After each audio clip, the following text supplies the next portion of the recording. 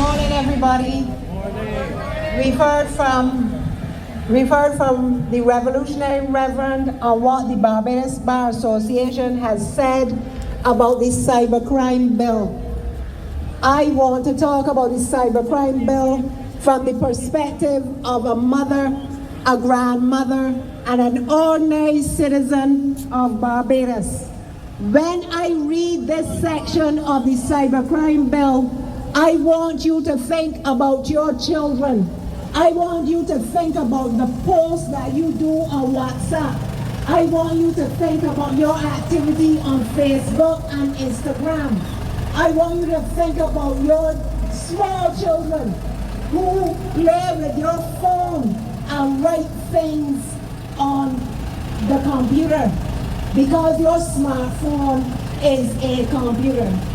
Section 20 of the cybercrime bill says, a person who intentionally uses a computer system for the purpose of causing annoyance, inconvenience, danger, obstruction, embarrassment, insult, injury, humiliation, intimidation, hatred, anxiety, or causes substantial emotional distress to that person is guilty of an offense and is liable on summary conviction to a fine of $70,000 or imprisonment for a term of 7 years. Think about your children. Think about the young people who are on the internet 24/7. When you think about that section, they will be subject to a fine of $70,000 or a term of 7 years imprisonment. The government, or both, yes, the government says they will not abuse this bill. So let us look at what is happening around the world, because our government is perfect, but these governments in the world are not. Let us see what they are doing with their cybercrime bill. How many of you have heard about a woman in Nigeria who criticized a company and said that their product was loaded with sugar and killing her? Within a week, that woman was arrested. Let us see in Senegal, where they have shut down the internet, especially during election time, so that people will not criticize the government. Let us talk about Palestine, where they have arrested journalists, activists, bloggers, newspaper people, whistleblowers, critics of the government. They have imprisoned people. But that is far from Barbados. Let us come closer to home in Guyana. Their cybercrime bill has been criticized as stifling the expression, freedom of expression. And what has happened? The government has selectively arrested black people, not as East Indians, but black people. This has happened. What do you think will happen in Barbados if this bill is passed? Our perfect government will apply it objectively, or will they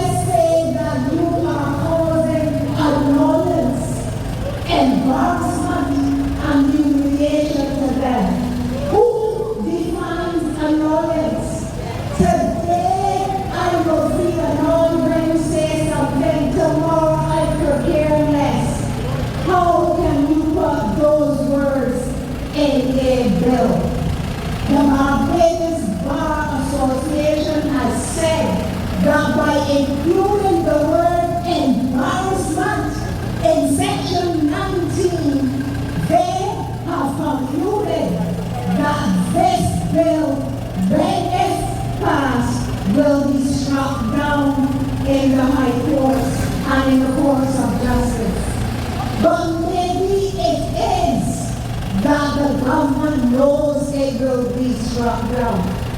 What they want to happen is that we feel intimidated to say things.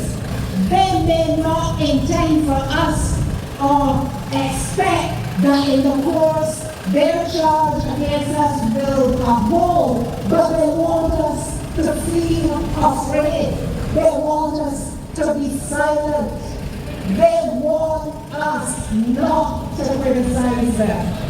So that, my friends, is the intention of this bill.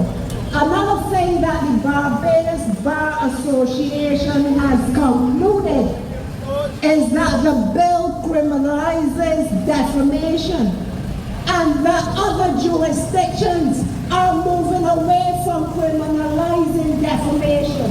It is a civil offense, not a criminal offense.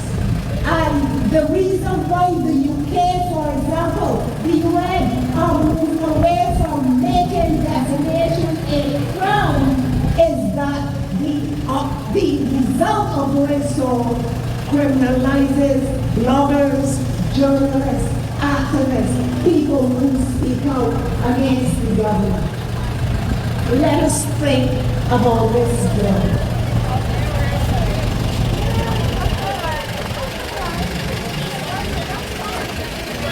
The other criticism that the Barbados Bar Association has said about this bill is it does not protect the press. It does not protect the press. It does not protect the press from receiving information. You know that when the press does their work, they receive information that will result in criticism of the government. This bill does not contain any clause, especially in section 13. This bill does not contain any clause that will protect the press. They can receive information. You heard the Revolutionary Reverend talk about the call show host receiving a call and he was arrested. Well, journalists, newspaper companies who receive information that may cause embarrassment, annoyance to the government or to anyone, you are subject to criminal liability, $70,000 and or imprisonment of 7 years or more.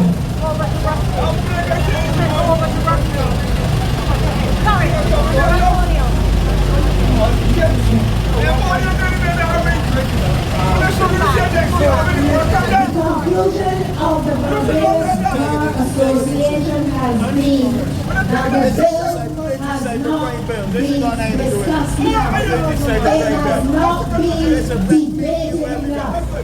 But because of these marches, we have forced their hand. They have composed a joint select committee. So do not feel that we are not doing anything of substance. We have forced them to compose this joint select committee.